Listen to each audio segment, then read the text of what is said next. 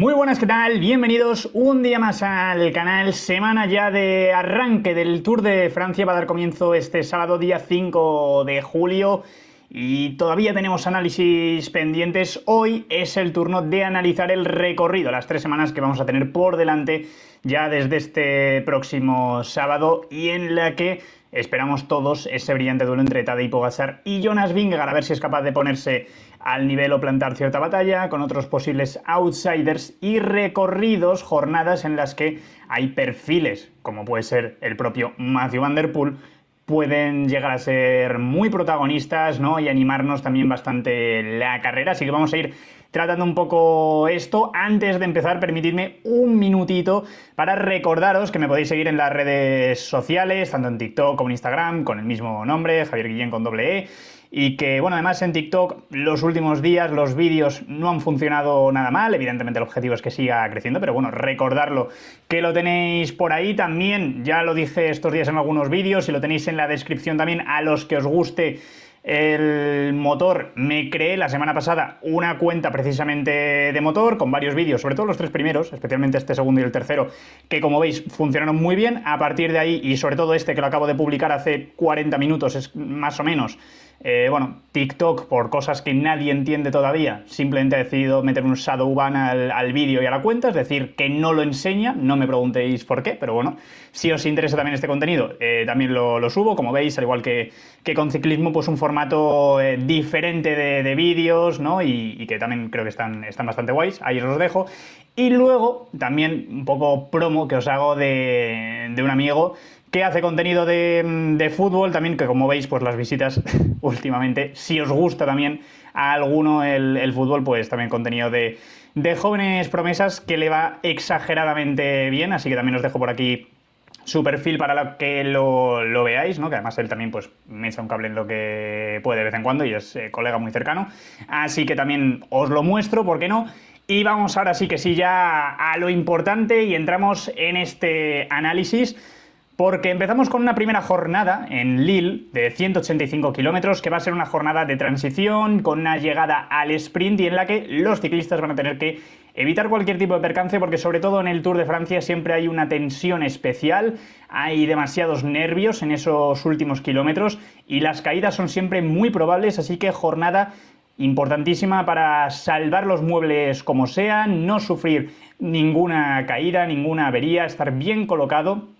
y no verte envuelto en problemas que te pueden hacer directamente abandonar el Tour de Francia, como hemos visto en tantas ocasiones a grandes favoritos perder sus opciones directamente el primer día de carrera. A partir de ahí empieza una primera semana que, como vais a ver, es muy explosiva, que nos va a dejar ciertas diferencias en la general, pero yo creo que todavía con la carrera muy abierta, especialmente porque las grandes jornadas de alta montaña van a llegar a partir de la segunda semana. Y empezamos ya con esta segunda etapa de 209 kilómetros, muy larga, que va a terminar en una pequeña cota ligeramente explosivo. Estamos hablando de 800 metros al 8%, un final perfecto para corredores, por ejemplo, como Mathieu van der Poel, para que Pogačar, Remco, Van Aert y tantos otros ciclistas se puedan meter ahí en la pelea por la victoria de etapa, por el maillot amarillo que debería tener un velocista y que aquí, en principio, pues no debería ser capaz de aguantar, porque venimos de un par de cotas más de tercera y de cuarta categoría que van a ser muy explosivas también, muy cortitas, en torno al kilómetro las dos, pero con porcentajes del 9,4 y del 8%. Entonces veremos, ¿no?, qué es lo que ocurre, veremos qué nos depara esta jornada que vamos a tener, porque ya alguna diferencia, algún pequeño corte se puede producir. A partir de ahí la tercera etapa, que vuelve a ser llana con final en Dunkerque, 178,3 kilómetros, lo mismo, a evitar problemas. La cuarta etapa nuevamente, un final muy estilo clásica, ¿no?, un poquito de media montaña en ese tramo final, con encadenado de varias cotas de tercera y de cuarta categoría. La última, que van a ascender 800 metros al 9,4%. Ya entraremos el día de antes, como siempre. Para los que seáis nuevos en el canal, igual todavía no lo sabéis. Los que lleváis más tiempo, pues seguramente ya conocéis un poquito el procedimiento, ¿no?, que siempre en el post de cada etapa, una vez concluye la jornada, hemos analizado y comentado todo, pues hablamos del día siguiente y entramos ya en detalle del perfil kilómetro a kilómetro de lo que va a ser la subida clave de esa jornada, o las subidas clave. Y en este caso, pues bueno, ya entraremos más en detalle, pero igualmente un muro, una pared que va a permitir que haya movimientos porque, como veis, se corona muy cerquita de meta, ¿no? A 6 kilómetros prácticamente de la llegada y, por tanto, va a haber ataques seguro de nombres importantes en estas cotas y lo mismo, podemos vivir cortes y que haya segundos de diferencia entre los hombres que se estén jugando la clasificación general y cambio de maillot amarillo, así que nuevo día interesante y que seguramente nos va a dar espectáculo. A partir de ahí, la quinta etapa de esa crono en Caen de 33 kilómetros completamente llana. Ya hemos visto lo que ha hecho la crono del Dauphiné, que tenía una cota de por medio, pero que ha marcado diferencias significativas. Esta es una crono bastante más larga, el doble de distancia, ¿no? 33 kilómetros, completamente llana. Remco Evenepoel como el grandísimo favorito. Habrá que ver lo que puede hacer Vingegaard, lo que puede hacer Pogačar, lo que puede hacer Roglic y tantos otros aspirantes de la general, pero sobre todo estos cuatro, ¿no? Que en condiciones óptimas, ¿no? Al 100% deberían ser los cuatro más fuertes de la carrera. Otra cosa es lo que ocurra luego, como lleguen y demás, que ya lo sabemos, pero quizá en su mejor versión son además cuatro nombres que podrían estar muy arriba en la crono y sobre todo con Remco marcando este día en rojo en el calendario, sabiendo que es una oportunidad brutal para él y la mejor que va a tener para vestirse de amarillo en el Tour de Francia y sacarle tiempo a sus rivales, pensando ya no en ganar el Tour, que creo que está exageradamente lejos ahora mismo, pero sí en dar un golpe importante pensando en el podio, ¿no? Así que día importantísimo también, y luego pues viendo un poco cómo van esas diferencias entre Vingegaard y Pogačar, soñando para que el danés pueda estar cerca del esloveno y que dé un poquito de espectáculo en la clasificación general, que después del Dauphiné y ya desde el año pasado pues pinta algo bastante complicado, ¿no? Y que ese duelo se ha decantado bastante a favor del ciclista del UAE, pero veremos igualmente qué ocurre. A partir de ahí la sexta etapa, nuevo día, que en caso de llegar en la segunda o tercera semana sería perfecto para la escapada. Me parece complicado, ¿no? Todavía en la primera semana que llegue una fuga, pero es un día rompepiernas, es un día también muy exigente de media montaña, con cotas ahí al final muy duras, y mismamente esta última de cuarta categoría, este cot de Bodri, de 1,2 kilómetros al 7,1% de pendiente media, es el descenso cortísimo y luego otra vez que pica hacia arriba, aunque ya no es puntuable para esa clasificación de la montaña, pero nuevo final explosivo y nueva jornada que ya llevamos varias en las que corredores, insisto, como Pogačar, Van der Poel, Remco, Skilmos, hay tantos nombres que pueden brillar aquí, que pueden atacar, que nos pueden dar espectáculo y algunos segundos de diferencia, que creo que aunque no vayamos a tener grandes etapas de montaña en este inicio del Tour de Francia, vamos a tener un Tour diferente y una primera semana con espectáculo asegurado. La séptima, con el Mur de Bretaña, que vuelve al Tour de Francia. Yo creo que todos en general ya conocemos esta subida, unos 2 kilómetros al 7,1% de pendiente media. No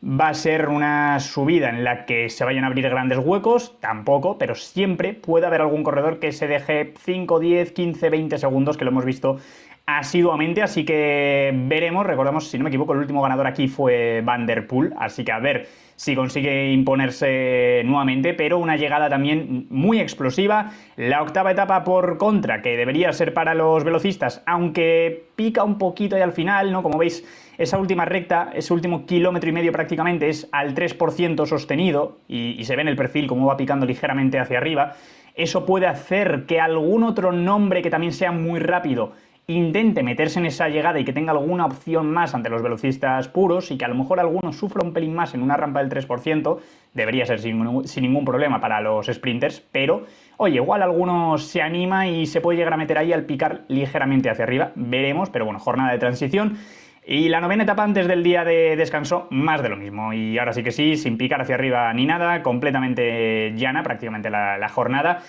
Y ya entramos en la etapa 10 después del día de descanso, 14 de julio ya,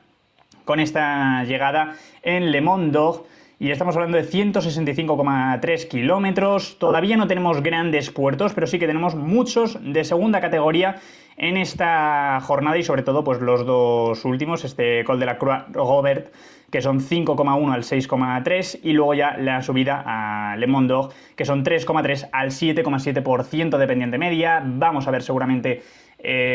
una primera jornada de gran batalla entre los hombres de la general. Yo creo que vamos a poder medir ya este día las fuerzas de cada uno. Es cierto que no es el día más importante que van a tener de alta montaña, no tienen las subidas más largas, son cortas, pero son también explosivas, vamos a ver ataques, vamos a ver diferencias. Creo que la fuga puede tener bastantes opciones también y además, más allá de esto, que el perfil es muy atractivo, sube y baja constante, con mucho desgaste y sobre todo una primera etapa un poquito más relevante para la general, va a venir después de un día de descanso y eso todos sabemos que siempre puede marcar a grandes diferencias porque el cuerpo es un misterio para todos después de un día de parón, así que veremos, ¿no?, cómo van las piernas, pero ya de importante la siguiente, esa 11ª etapa en Toulouse, 156,8 kilómetros, nuevamente de media montaña, casi podríamos calificarla también, ¿no?, con un encadenado bastante interesante, más perfil clásica, con nuevos repechos, cotas muy cortas de apenas 1 kilómetro también, de tercera, de cuarta categoría.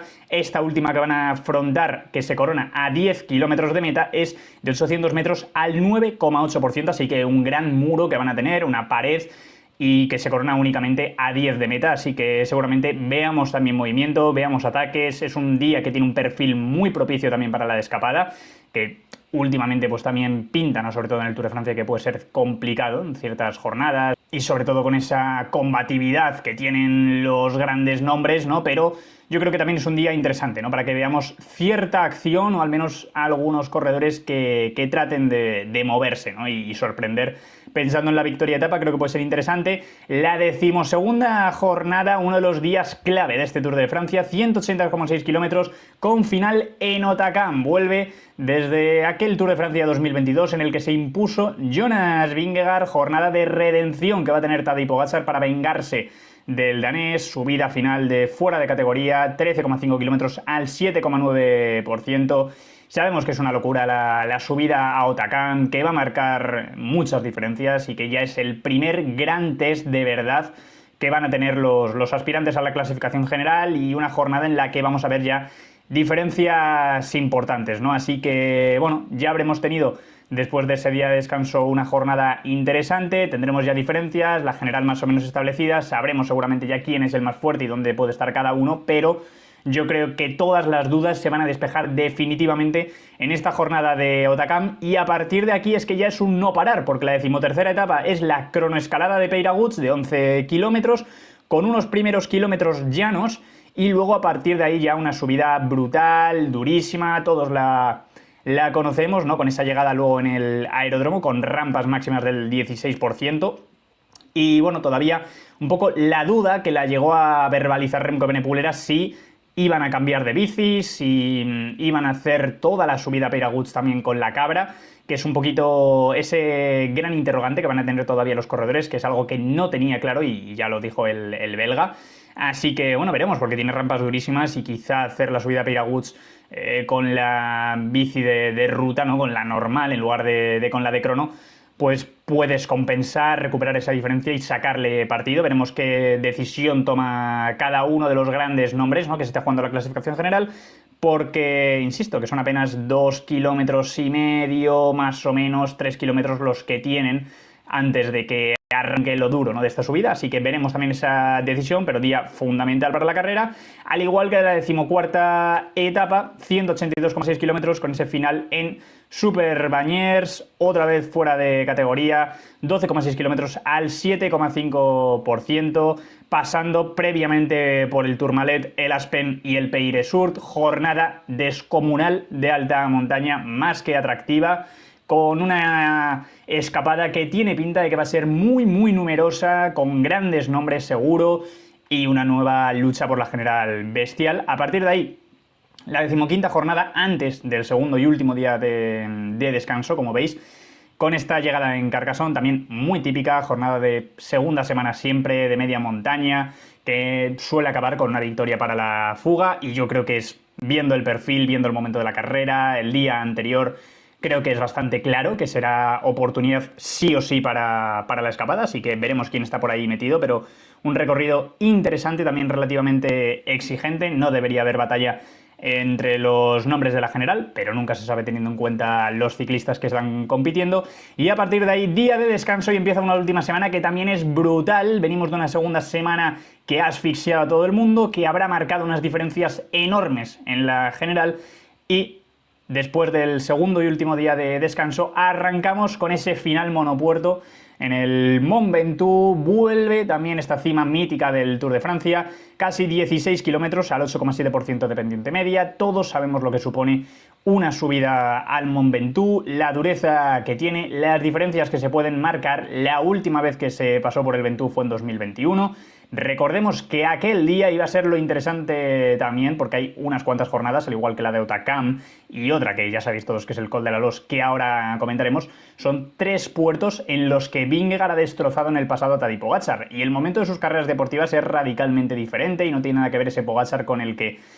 sufrió en aquellas ediciones, pero Vingegaard seguramente tendrá esos días también marcados, ¿no?, en su calendario, sabiendo que sobre el papel deberían beneficiarle algo más en comparación con otro tipo de etapas, ¿no?, y venirle un poquito mejor. Así que, bueno, final monopuerto, pero que se irá a tope desde abajo. Puede que la fuga tenga opciones, la verdad, pero bueno, va a ser interesante lo que ocurra siempre en el Ventoux. Siempre es una etapa más que interesante de ver. La 17ª también de transición, posible llegada para los velocistas, quizá un tanto complicado también por la fuga, 160 kilómetros, viniendo de la jornada del Ventoux. Veremos cuántos equipos todavía tienen sprinters ahí metidos, que a lo mejor algunos se ha podido ir fuera de control ya, o veremos si no han perdido nombres de ese tren, ¿no?, para controlar un poquito la carrera y sobre todo pues lanzar también esos últimos kilómetros. Así que veremos también, ¿no?, puede ser un poquito más difícil, ¿no?, de gestionar por ende. Pero bueno, igualmente esta llegada en Valence también mítica en el Tour, en esta segunda, tercera semana, así que veremos también que nos depara un poquito más de transición, de calma, antes de lo que puede ser la etapa reina, sin duda alguna, de este Tour de Francia, con este final en Courchevel, en este Col de la Loze, 171 kilómetros y medio, pasando por el Glandon, pasando por la Madeleine y cerrando luego en ese brutal Col de la Loze también, de 26 kilómetros y medio, al 6,4% de pendiente media, pero realmente engaña, ¿no?, porque la primera parte es un poquito más llevadera y luego sí que es cierto que esa propia subida a la Loze tiene algún pequeño descansito, pero es una auténtica locura las paredes que vamos a tener ahí. La última vez que llegamos a este puerto fue también aquella radio mítica, ¿no?, tan viral de Tadej Pogačar, de I'm gone, I'm dead, con Vingegaard destrozando la carrera, sentenciando, si es que había alguna duda en ese momento, el Tour de Francia, el que fue su segunda corona en la ronda gala. Así que bueno, la jornada reina seguramente, donde se decida finalmente el Tour, si es que no está decidido ya. Así que veremos, ¿no?, porque puede ser una jornada brutal, ¿no?, con unas diferencias de escándalo si alguien intenta hacer la carrera dura, así que con muchísimas ganas de que llegue este día. Y luego la 19ª etapa también brutal, también durísima, con ese final en La Plagne de 130 kilómetros, subida de categoría especial al final, pero pasando también por otras cotas muy exigentes, otro fuera de categoría, como es ese Col du Pré, y luego 2 de segunda categoría, otro de primera. 19ª etapa, muchísimo desgaste en las piernas, jornada relativamente corta, 130 kilómetros, la verdad es que es poco, pero ya es un momento de la carrera en el que todo el mundo va a estar ya al límite, sin fuerzas prácticamente, y por tanto las diferencias las vamos a tener seguro. El espectáculo esperemos que también, esperemos que lleguemos a este punto de la carrera todavía con muchas opciones, con una carrera abierta, con espectáculo, ¿no?, y con ganas de ver qué es lo que ocurre y cuál es el desenlace, ¿no?, que no llegue muerta la carrera a este punto, que estando un ciclista como Tadej Pogačar, pues puede ser perfectamente. Esperemos que no sea el caso, esperemos que gane quien gane, tengamos una bonita batalla, ¿no?, pero bueno, evidentemente que gane el mejor y que no haya problemas, ¿no?, y que todo el mundo esté al 100%, que es lo que decimos siempre por aquí. Y luego ya la 20ª etapa, que un poco raro para mí que pongan este tipo de recorrido, ¿no?, de media montaña en una 20ª etapa del Tour de Francia, 184 kilómetros, con este final en Port-Arlier. Es cierto que la fuga puede tener muchas opciones este día, es cierto que puede haber movimientos de lejos, que puede ser difícil controlar para algunos equipos, que es una jornada en la que seguramente lo que se pretende es que haya caos por todas partes, que haya ataques en repechos, que se vayan haciendo muchos grupos, ¿no?, y por tanto que veamos pues un día de mucho caos, ¿no?, y con hombres de la general en diferentes grupos separados, ¿no?, y cada uno tirando, buscándose la vida. Yo creo que es un poquito la intención, pero a mí personalmente no me gusta que haya una etapa de estas características en la 20ª etapa. Es cierto que hay bastante desnivel también, pero bueno, y con mucho desgaste pueden ocurrir cosas, pero me cuesta creer que vayamos a ver una locura de jornada y por tanto seguramente todo tiene pinta de que se decidirá en esta 19ª etapa, con luego pues eso, más que otra cosa, quizá la fuga con ciertas opciones, alguien que intente una locura este día y luego la 21ª etapa que afortunadamente y por una vez yo creo que el Tour ha tomado una gran decisión, que es quitar el paseo tan aburrido que ocurre siempre en París, que para mí es completamente incomprensible porque supone desperdiciar una etapa y es lo que hace el pelotón siempre. Sí, te das caña durante 20 jornadas, pero el último día es un paseo entre comillas, que sí, que luego se aprieta mucho para el sprint, los últimos kilómetros, que se puede sacar una media muy alta, pero la primera parte de la etapa siempre es un paseo, celebraciones, fotos, hablando tranquilamente los ciclistas muchas veces, ¿no? Que insisto que luego pues, se pone un ritmo altísimo, ¿no? Y sabemos que vuelan y los que lo hemos visto de cerca en alguna ocasión esa última etapa, mismamente aquí en Madrid en la Vuelta a España en esa última jornada, esa llegada en Cibeles, pues les ves pasar a los corredores y están volando, están apretando con todo. Pero bueno, que haya algo más de variedad en esa llegada yo creo que sí que es interesante y con esta subida a Montmartre yo creo que es un claro acierto